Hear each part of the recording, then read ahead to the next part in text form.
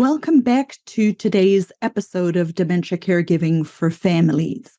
A quick reminder for you, if you are a family caregiver living with somebody or supporting somebody who is living with dementia, and you are ready to dive a little deeper into having a not stressless, but stressless caregiving experience using data and not just feelings, oh, I'm feeling stressed, I would love to invite you to explore our new program as a founding member. For the first 54 families who join my new flagship program, which is not a membership, but it is a family caregiving group program, I will give you two very valuable things. The first one is for one person who joins the group program. It's a low-cost group program. You can put your entire family circle in the program.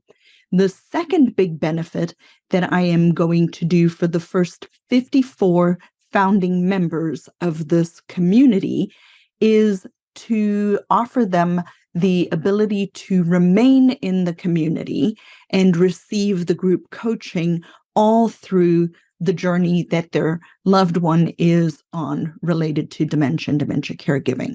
So I really cannot think of a better time to get on board with this new, unique program. Like I said, it is not a membership. It is a commitment. And the reason I decided to go with a commitment and not with a membership is because in order for you to benefit from the longitudinal or over an extended period of time support, you can't be coming in and out, just whenever, drop your membership like a gym membership, right? We all have Netflix, Hulu, those types of programs, and you can cancel them at any time. And that's a wonderful benefit for something that's not as important as your own health and your own life and your own love of your family. And when I say love of your family, I do not mean only the person that you're supporting with dementia, but your entire family. You love your family. That's why you listen to this program. So I invite you to become a founding member of Dementia Caregiving I'm sorry, I don't have a name for the program yet. So we'll just keep it at that. By the time you air this, by the time it airs, I'll probably have a name for the program. But if you are a member of Dementia Caregiving for Families, this podcast, do become a founding member. I'm giving you lots of benefits by joining. We're going to grow this from the ground up, so you will have ability to give feedback into what will make this group program, this group community, even better than it already is. So if you're ready to sign up, the link is in the show notes. Otherwise, send me the message START on Instagram, and we will send you the information immediately, but only the word START.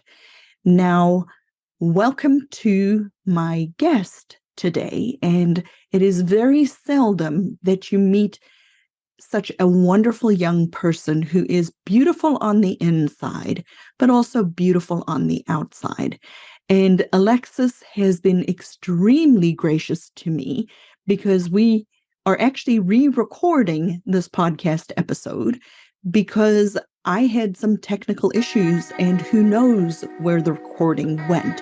So this is a re-recording of my interview with beautiful Alexis from Bridgetown MT in order for us to bring you the benefits of music to people living with dementia. Hey there, success seeker. Welcome to Dementia Caregiving for Families. Do you feel overwhelmed with the daily struggle of dementia caregiving? Looking for an easier path? You're in the right place. On this podcast, we teach you the skills to simplify caregiving. We unravel the mystery of dementia and guide you through the often difficult behaviors. I'm Lizette, your host and fellow family caregiver. As an occupational therapist, I bring my professional and personal experience to this community. Here we speak the truth, but without the verbal vomit. I know you will find value in today's program, so buckle up while this flight takes off. Well, welcome to Dementia Caregiving for Families, and I am very, very excited to bring a very special young lady by the name of Alexis from Bridgetown Music Therapy, Bridgetown MT, onto our program today because I haven't had anybody talk about music and how music and dementia caregiving can be such a complement to one another to help your family caregiver. As a family caregiver, number one, it can help you. Music helps everybody. But number two, how you can connect with the person you love when you use music. So I'm going to have Alexis start us off by just telling us a little bit about her and how did she get into doing music therapy, first of all, and then maybe how she got into how she's doing music now. Well, thank you so much, Lizette. It's an honor and privilege to be with you today and to have this conversation. So I started as a child with my interest in music. I began piano lessons at age 8, and I grew up in a quote unquote musical family. I think everyone's musical in some way, so I say that with quotes because it shouldn't be limited. And I was always encouraged in learning an instrument and just really fell in love with music. So that's one part of it. And then I've always had this natural bent towards helping people. I'm a helper at heart. So I always wanted to do something that involved helping people. I thought about counseling, psychology, but then I was like, wait, I want to do something that involves music. And in high school, I learned about music therapy for the first time. And the very first time I heard about it, I was like, that sounds like exactly something I would want to do. And the more I looked into it and learned about it, it really just clicked. And I just knew it was what I was going to pursue. So I went to school to become a music therapist. You're required to go to an accredited music therapy program, complete 4 years of coursework, complete 1,200 hours of clinical training, and then take a board certification exam. So that's the process to become a music therapist. And then one more piece of it is my grandmother had Alzheimer's disease, and she passed away when I was 17. And I've always loved older adults. I always loved my grandparents. But that was kind of my first close exposure to someone living with dementia. And I saw how music affected her and benefited her. And I just really loved the idea of serving older adults living with dementia specifically through music. Now, I find it interesting that you, and I'm very grateful that you did this, explained to people what a rigorous training program a music therapist has, because it's very easy for people to just say, oh, you're just playing music to people. You know, there's no skill involved in that. And it is a very highly specialized, highly skilled and trained complement to other types of interventions for multiple different things, not just dementia. So can you speak a little bit more to that? Because a lot of people probably just think, oh, but you're just playing music. Yes, it really is an intensive path to become a music therapist. And that is true. A lot of a surface level, people hear the phrase music therapy and they think, oh, you're just playing music for someone. So that is very true. I hear that all the time. It's really a multifaceted approach. It's combining the arts and science. And it was like doing a double major because I was fully studying the music side of things and then the psychology and the therapeutic courses, learning how to be a therapist, and then really putting those together. It's very in depth, We learn how to serve all kinds of people of all ages. Music therapy can be appropriate for any age, any population, all the way from birth through end of life.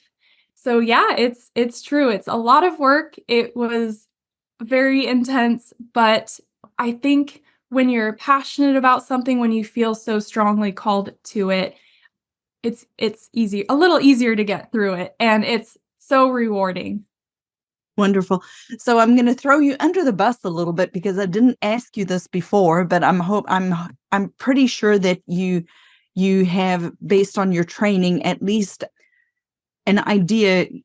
I'm starting to think a lot more regarding like evidence-based science type Mhm. of things related to dementia caregiving, and so on. For example, it's one thing to say, oh, I help people be less stressed by Mhm. doing the interventions and the things that I teach people, or that I help decrease challenging behaviors with people Mhm. using evidence-based practices. Can you pull music therapy and your evidence-based, the science side, Mhm. together just a little bit for people who are listening who may never have thought about it as a science, because it really is? Did you know that caring for a person with dementia doesn't have to be this hard?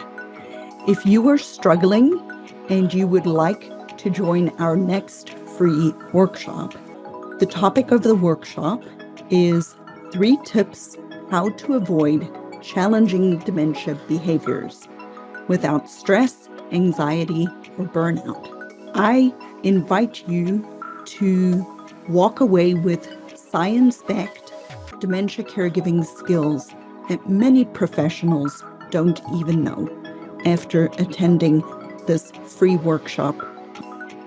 If you'd like to register, message me the word workshop on Instagram, or check out the link in the show notes below. Yes. So there has been all kinds of research on music and how it affects the brain and body. And music therapy is an evidence-based practice. We Yes. use interventions that have been studied and shown to be effective in impacting someone in one way or another Right. towards progress. And that's not to say that every intervention is appropriate for every person. It's very individualized. So let's take the activity of singing, for example. Singing has been studied and its effects on the body. And in general, we can say it really helps people. It helps get more oxygen into the body, which helps all kinds of functions in the brain and body. It improves self-expression, it relieves stress. So we can say that because it's been studied. That's just one example. Yes, for sure.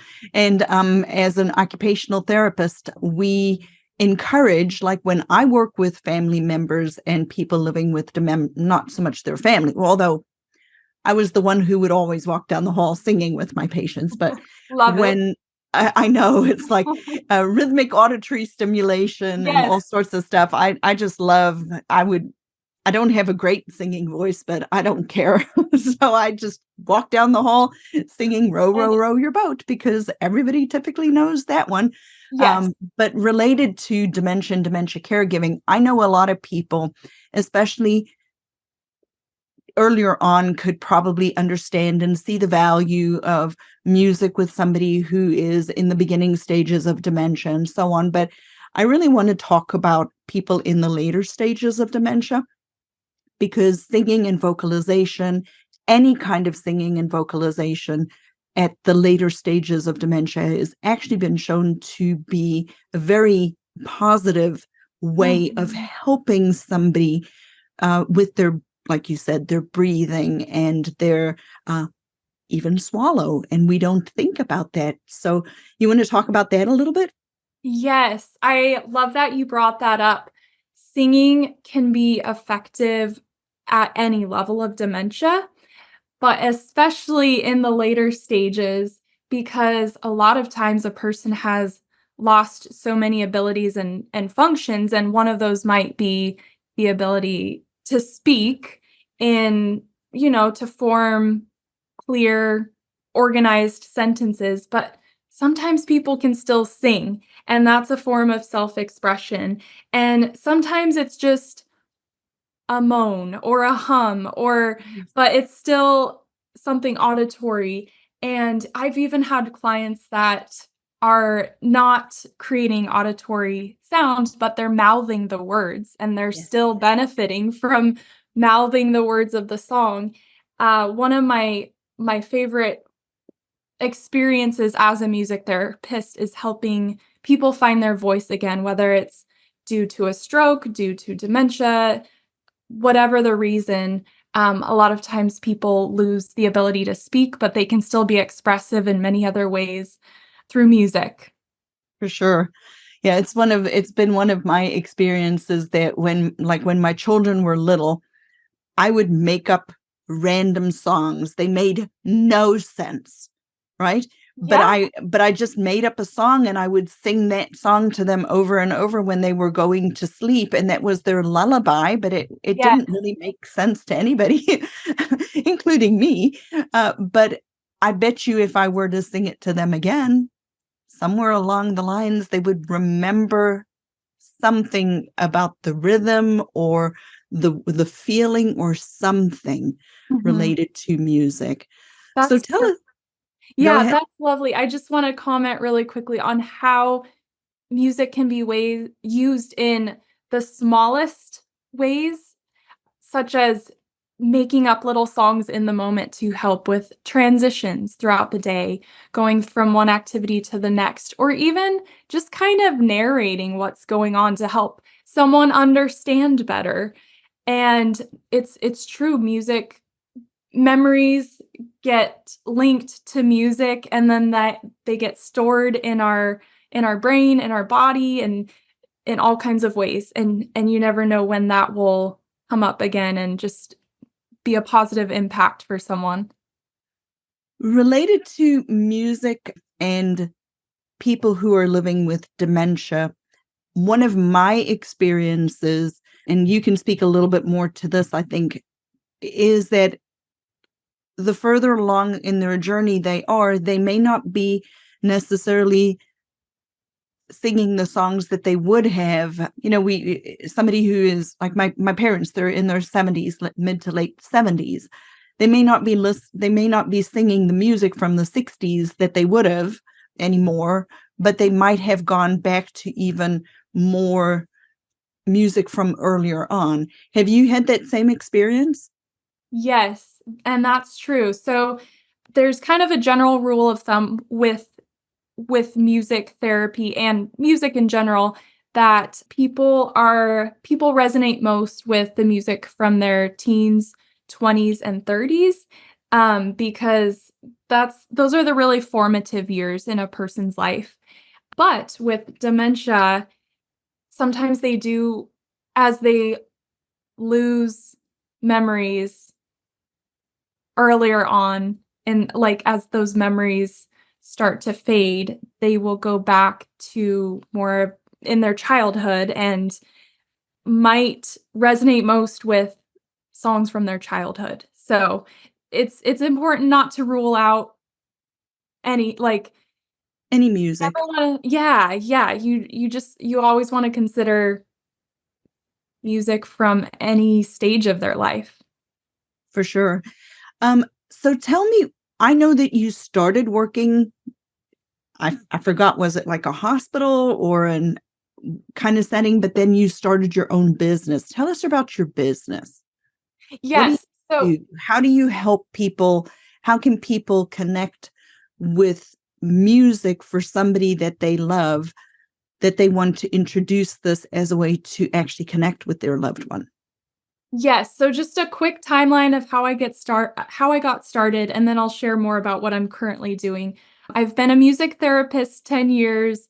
The first 3 years of my professional career, I worked for a music therapy agency that I had interned with, and then I decided to go off on my own and start my own practice that was late 2016, early 2017, and that's when I began Bridgetown Music Therapy and decided to really focus on the older adult population and especially those living with dementia. And I was a traveling music therapist.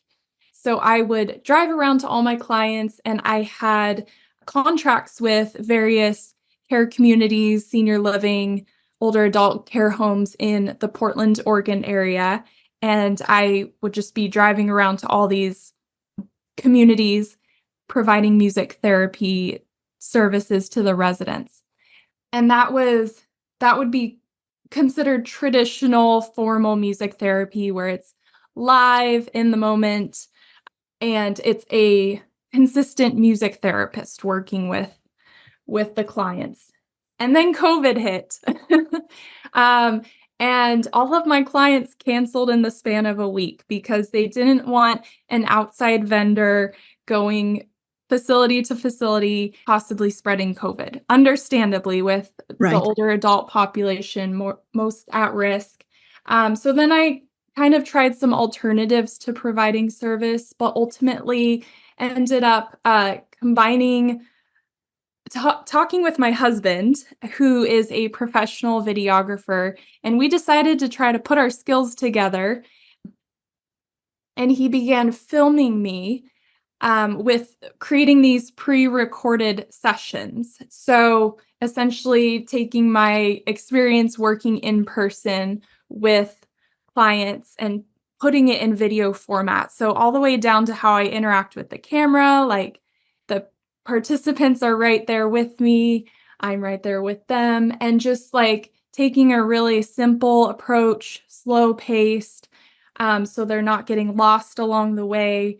We put all the song lyrics on the screen and it's all about engaging them in the music. So it's not entertainment focused or teaching teaching music. It's not music appreciation. It's music engagement. So I would say about 80% of it is focused on, hey, let's sing together. Let's actually sing. And will you sing with me? And really leading them into that. And then I do a little bit of movement, gentle stretching, always seated, and then always incorporate deep breathing and relaxation. So we have 30-minute sessions, we have hour-long sessions, we have individual songs, and we've created a whole library of on-demand pre-recorded sessions. And it's not necessarily formal music therapy, though we do say it's dementia friendly, it's music therapist created, and it's just a membership model. So when people sign up, they get access to the whole video library. It is such a wonderful tool for people who want to have a place to start. But, music is there's a lot of music in the world, you know? So how do you, for somebody who's not a musician or not sure where to start, I see such tremendous value in what you've built in the sense that it is curated and made easy for people to find in a structured way so that they can Mhm. actually use it with the person. Because I know a lot of people recommend, just get an MP3 player or even just listen to Mhm. music on YouTube and so on. And I'm not saying that those things aren't beneficial. For sure, they are beneficial. But if you have a person who needs to be engaged, Mhm. a YouTube video isn't going to engage them in the activity, and an MP3 player is just in their ears. It's not an Mhm. actual way of having engagement with another person. Yes, it's virtually, but still with another person.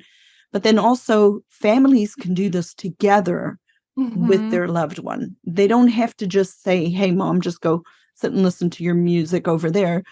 You can join your family member and then everybody can sing together and make connections and memories with that person that they are helping and supporting and love.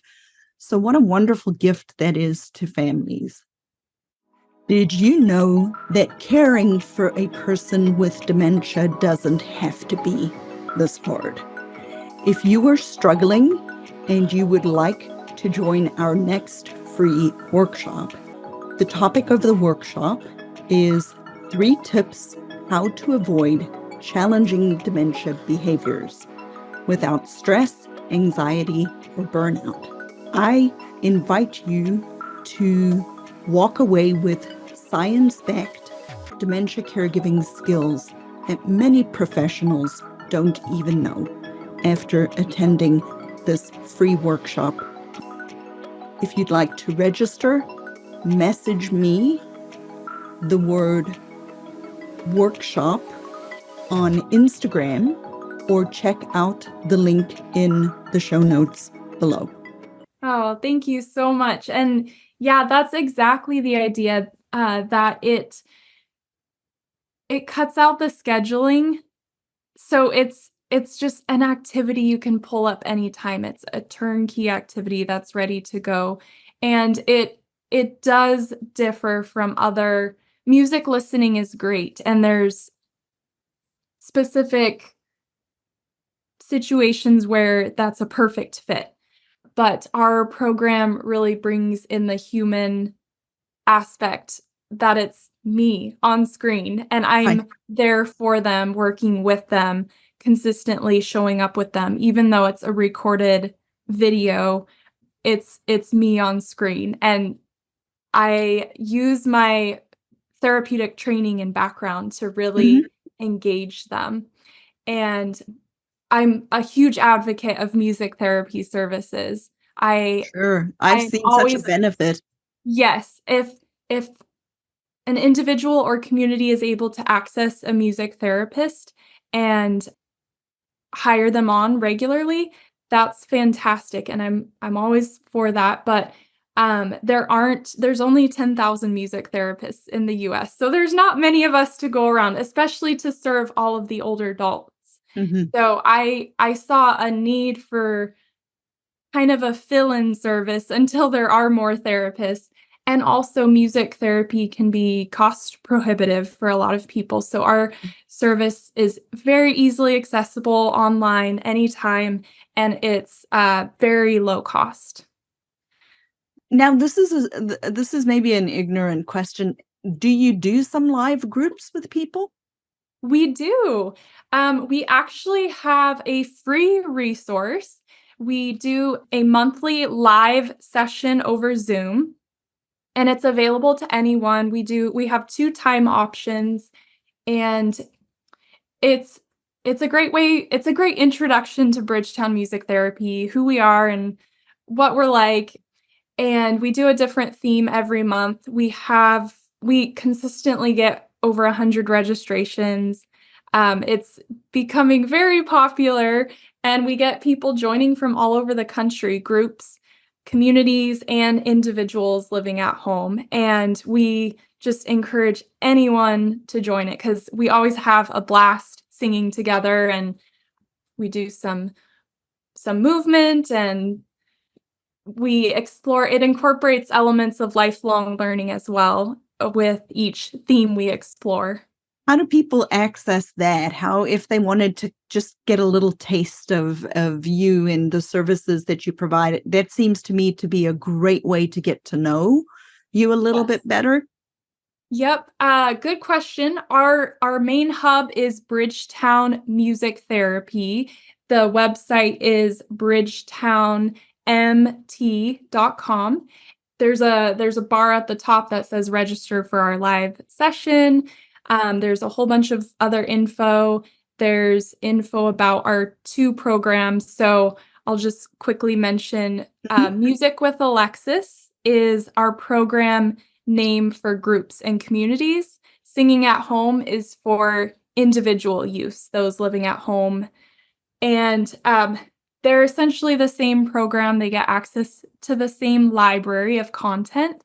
It's just a pricing difference for individuals versus groups. So all of that is accessible from our main website, and it's a great way to learn more about us.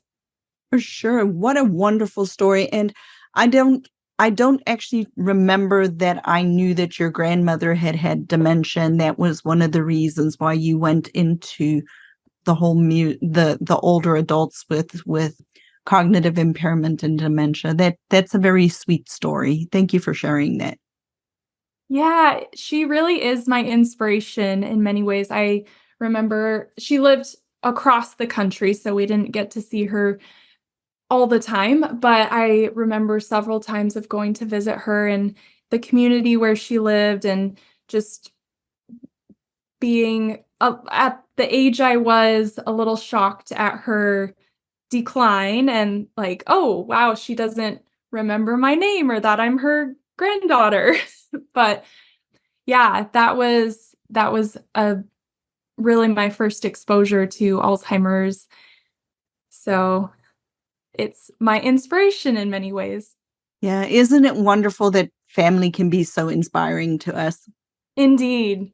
Right. So if there's one last thing you want people to know, either about you or the services that you have or how to connect with you, what would you like to share? Ooh, good question.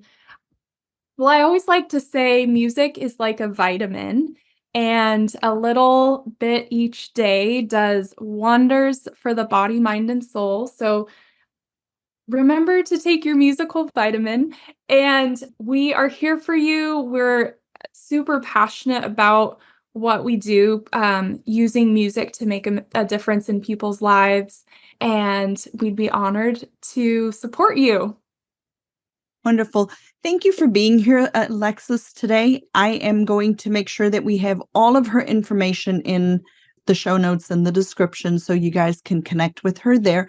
I really want you to sign up for her free, I don't want to call it a workshop, but I don't know what to call it. What do you call it?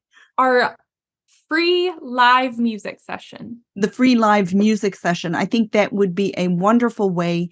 Number one, bring your loved one with, but number two, even if you cannot bring your loved one with, go yourself so you can see what the benefits are. I know that, for myself, if I'm having a hard day and I just need to get away a little bit, I put on my favorite 80s music, 80s, Absolutely. right? And then I jam out in the kitchen singing at the top of Mhm. my lungs, and it makes you feel better. There's just so much benefit to actually having music. And what I find interesting is, your brain actually shuts down when you can't hear music. Mm. So, and it's one of the last parts of our brain that's still that's one of the reasons music is such a valuable part, is because it goes into that rhythmic part. Yep. And That's a very basic level of it's one of the being first things alive. we develop and one Yeah. of the last things we lose. So Yeah. thank you for serving our older adults with cognitive impairment in this way. I think Mhm. you're offering a very much needed tool to people. And I would encourage people, especially, and this is really going to sound funny to a lot of people, but especially if your loved one is not necessarily communicative anymore, Mhm. because these are the ways that you can actually make those connections again, where you can, even if it's a 10-second or a 30-second connection, you can connect with a person living with dementia, even at the very end of their journey. And music is one of the ways that you can do that. So I would encourage you to do that and create moments of joy for you and your loved one. And for you, if you do decide to do something like that, please video record it. Mhm. You'll never be sorry you have those videos of you with your loved one when you're doing these kinds of activities. I love that. Well, Alexis, yet again, thank you so very much for being here. I appreciate your time. What a wonderful blessing. And everybody else, I will be back again in the next episode. Thanks for joining me today, Success Seeker. I pour my heart and soul into this program to serve you. You can serve me by leaving a review on Apple Podcasts and join our free Facebook group, Dementia Caregiving for Families. It's a positive and proactive space to navigate dementia caregiving together, get practical tools, and find support, but without the verbal vomit. Be a part of our community where we seek to find peace of mind and ease despite the dementia diagnosis. So join today and see you next time as our flight takes off.